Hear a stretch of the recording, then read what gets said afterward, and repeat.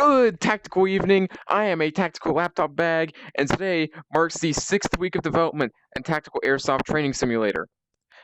Now, quick explanation. The reason why I did my teleporting thing is because this weekend I am going airsofting with a bunch of friends, and as a result, I've been doing some tech work on a couple of guns, and there's currently a table in the VR room that has a whole bunch of gun parts in it, restricting my entire play space to this little ring that I'm standing in, and thus I cannot squat or else I will lose tracking, and yeah. So, right. First things first, this brand new vending machine model. So this is a model that was made by my good friend Liam, also known as Papaganza. I'll have a link to his channel in the description and also at the end of the screen and the title cards. But he makes some hilarious videos and quality content. This will lead me to exercise. I'll be thin. I'll be thin. And he has been making models for a game I worked on a while back called Polystrike, and he did good work. But unfortunately, most of his models didn't make it in there. But he still shines with his modeling work. Here it is, his vending machine. Right now, none of this is integrated. I just have it in there. I will have all of these buttons and all the different parts of the vending machine colored, but like all the different buttons will do different things, and you will actually have whatever you spawn be dispensed at the bottom of this vending machine here. Right, so next thing, you may have noticed, what in the world are all of these hovering blue things? Well, I have some great news for you.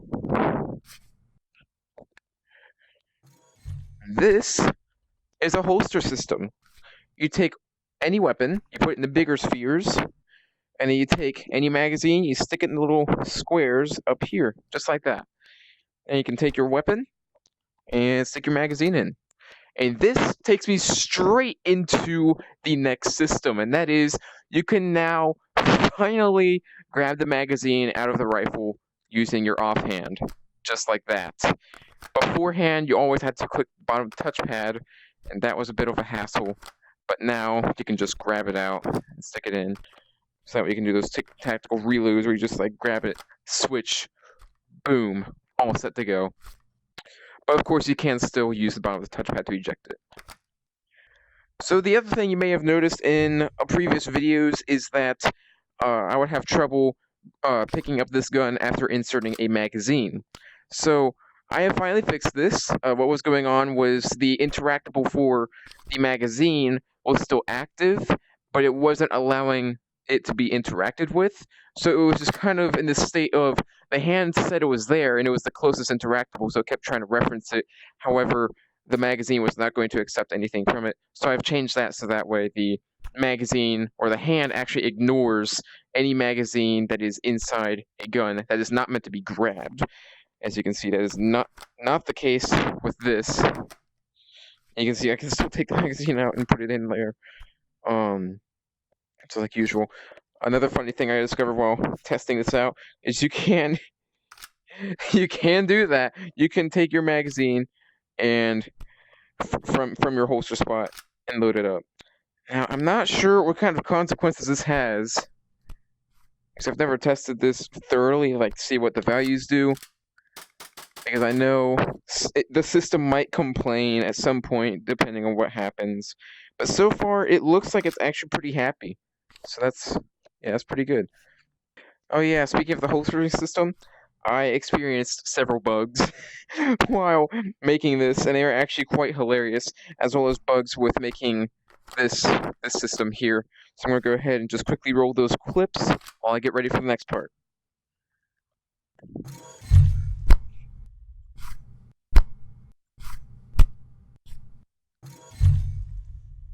What the heck? Oh, that's creepy. Oh gosh. Oh, it just gets worse. Oh dear. I just don't know what to say. How does that happen?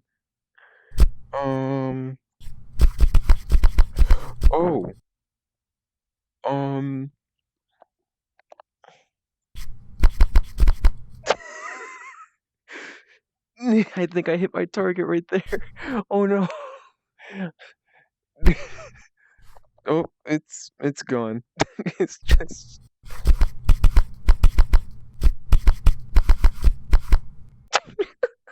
just the BBs. What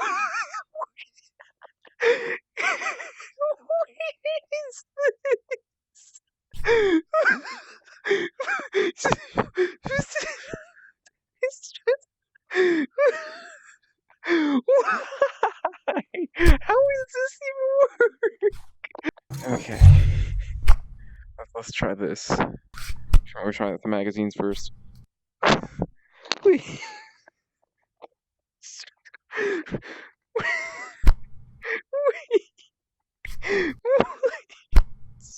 Oh no! The little shadows. What is happening? They're so. Wait, hold on.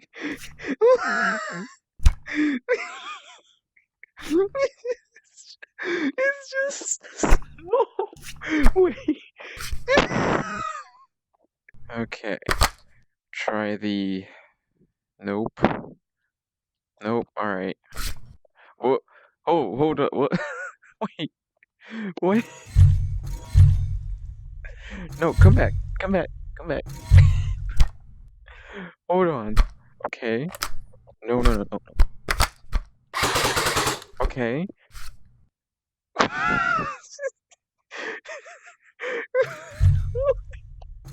Hold on. Is this NVIDIA doing a big dumb? No, it's not. It's just.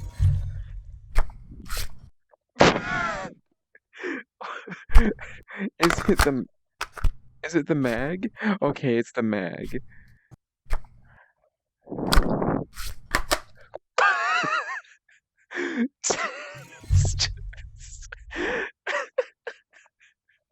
So this next feature required me to go into the raw mirror from Steam VR in order to record this. The camera models have been changed from a metallic sphere to this camera model I found online. Found it on TurboSquid. If you just Google 3D camera model, you'll find it in TurboSquid. I need to back up. But yeah, you can see it's just a camera model. It indicates which direction the camera is pointed in, and also where it is, obviously, because of where the camera is. The actual camera should be like around here, but this is like the directional indicator here. So right, with all the little minor systems and stuff out of the way, let's go ahead and go to the big feature of the week. So if I'm gonna go over here and click the menu button, you'll see we have 3 options now. Now this button right here, the main button, that is this scene right here that you see. The reaction is, as you might expect, the reaction scene, this scene right here, and there'll be a third option that says range. So this is the range scene. Welcome. This is actually the scene with the fewest amount of lights. I only have 6 lights because of how long this scene is. I have this going down, I believe it's 100 feet. And I believe I actually need to make that longer. So I need to back up, jeez. So don't expect this to stay this short because eventually I do need to make a range for snipers. But what all of this does here is I'm going to spawn a couple of weapons. Realize that I spawned the wrong kind of magazines.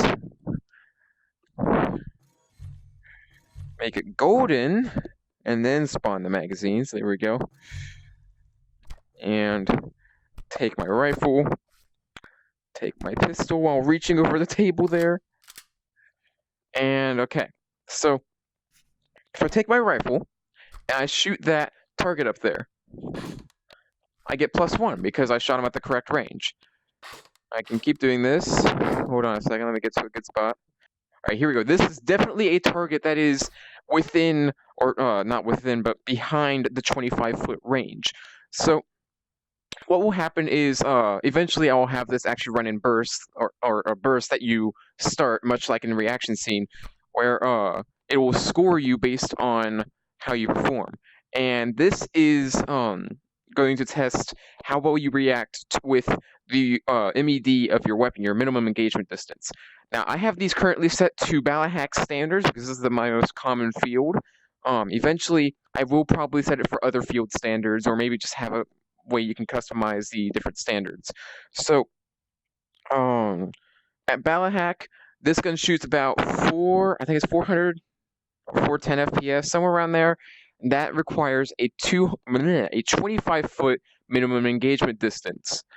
And so that means you need a pistol or another weapon that shoots below that that FPS range, so that way you can shoot within that distance. However, if you do bad, get -1, it says it was 15 feet away. It tells you how far away it was, so that way you can be like, oh, that's what that looks like. I need to switch to this when it looks like that. It looks like I need to change the material target because that's really hard to see against the contrast of the background there. That's +1. Okay, good. +1. +1. I get to a point where I need to get my sidearm. Okay, here we go. So this, I will get my sidearm and shoot. That time, it was good. Now, you can use your sidearm the entire time. There's nothing wrong with that. However, you won't get the same range or the same speed as you would with your rifle. Here we go. I'm going to put that in my holster there. All right. So at that distance, it's pretty far away. I would say that's beyond 50 feet. I'm going to switch to fully automatic and shoot that target. There we go. There we go. So you see, it's not penalizing me for shooting at that range at full auto. All right, here we go. This is behind the 50-foot range. So what will happen is when I shoot it, it will say, no, it's 36 feet away, you lose a point. Same thing with this, it's 29 feet away. So why this is because at Balahack, you have a minimum engagement distance when you're firing fully automatic, no matter what weapon you have. Well, actually a certain FPS rating would end up being 75 feet. But anyway, with most carbines, if you're firing full auto, 50 foot. Like, even if your pistol fires full auto, 50 foot. So, in order to make sure of this, I did put that in. Wow, that was 47 feet. That was funny. Alright. I thought that would have been okay. How to get banned at airsoft fields. Just full auto the guy who's 15 feet away from you. So, all of these measurements are in feet. I probably will make a system that allows you to set a setting for metric and imperial or English systems. So that way, if you are like a non-US airsoft player, or you like the metric system better, you'll be able to have the system that you're more acquainted with or more familiar with, at least. So that is all I have for you this week. Next week's plan is to recover from the airsoft weekend and get everything cleaned up and put away, and then make the plan for next week. I don't have a plan for next week because I'm just putting so much energy into preparing for this week. Oh man, we're excited, and this is also why this video is coming out pretty early. It's because I need to make time to get ready for this weekend, because I still need to put camouflage on the back of my ghillie vest. So that's gonna be fun. But yeah, that's all I have for you this week, guys. Hope you enjoyed, and yeah, happy shooting.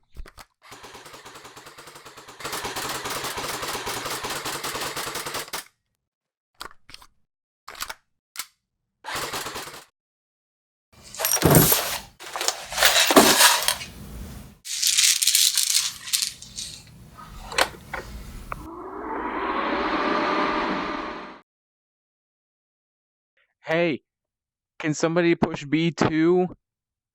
Anyone? You, camera guy, can you push B2? This is a little uncomfortable.